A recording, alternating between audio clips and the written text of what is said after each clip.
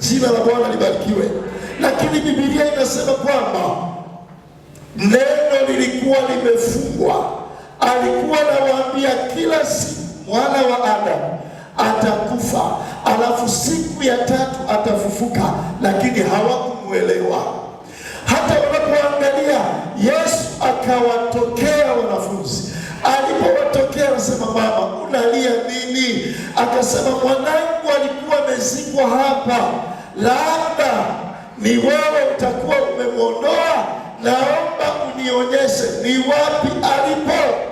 Yesu anajitambulisha ya kwamba mimi ndiye ambaye nilisema kwamba nitakufa siku ya Ijumaa na siku ya tatu nitafufuka. Mimi ndiye. Nenda ukawaambie watu ya kwamba nimefufuka, katangaze habari njema. Nenda ukawaambie watu ya kwamba Yesu amefufuka. Biblia inasema Mariamu na Magdalena wakaanza kukimbia, wakashika mbio, wakaanza kutangaza mitaani ya kwamba Yesu amefufuka, Yesu amefufuka. Lakini amesema ya kwamba naenda kwa Baba yangu ambaye huyo ndiye Baba yangu, lakini hata ndiye huyo ni Mungu wenu, nendeni mkatangaze. Bwana Yesu asifiwe. Jina la Bwana libarikiwe. Na hapo ndipo ulipoanzia uinjilisti. Wanawake kuanza kuhubiri Injili. Wakati huo walikuwa hawawezi kuhubiri, walikuwa hawawezi kutangaza habari njema. Ilikuwa ni aibu mwanamke kusimama mbele za watu na kuanza kuzungumza habari za Mungu. Lakini baada ya Yesu kufufuka, alipofufuka mwana wa Mungu, aliwainua wanawake waombaji, aliwainua wanawake wainjilisti, akawainua wamama wanaweza kusimama kufundisha, anaweza kawainua wanawake wakawa wachungaji, anaweza kawainua wanawake kwa wanawake wakaenda mbio kutangaza habari, kusema Yesu amefufuka, mwana wa Mungu amefufuka, tumemwona Yesu amefufuka, amefufuka kweli kweli. Bwana Yesu asifiwe. Jina la Bwana libarikiwe. Kwa hiyo hapo ndipo mahali ambapo mwanamke alipopata nguvu za kusimama mbele ya wanaume, za kusimama mbele ya watu, akaanza kuhubiri Injili. Nataka niwaambie, mama, ukisimama haikuwa rahisi hata kusimama kuanza kuimba mbele za wanaume. Wewe ni nani? Wanaume wamekaa, usimame uanze kuimba, haikuwa rahisi. Lakini siku hiyo Yesu alisema, nendani mukasema Yesu amefufuka, mukasema Yesu amekwisha kufufuka, amekwisha kuwatangulia kwenda kaburini, amekwisha kuwatangulia kwenda Galilaya. Bwana asifiwe. Jina la Bwana libarikiwe. Akina Mariamu wakaanza kutangaza habari njema, akina Mariamu wakaanza kutangaza. Tangu wakati huo wanawake wakawa bize kutangaza habari za Yesu. Jamani, wametutangulia. Hata tukihesabu hapa tutawaona wao wako wengi kuliko sisi wanaume. Bwana asifiwe. Jina la Bwana libarikiwe. Haleluya. Ilikuwa wewe ni nani usimame kumhukumu mwanaume? Haikuwa rahisi.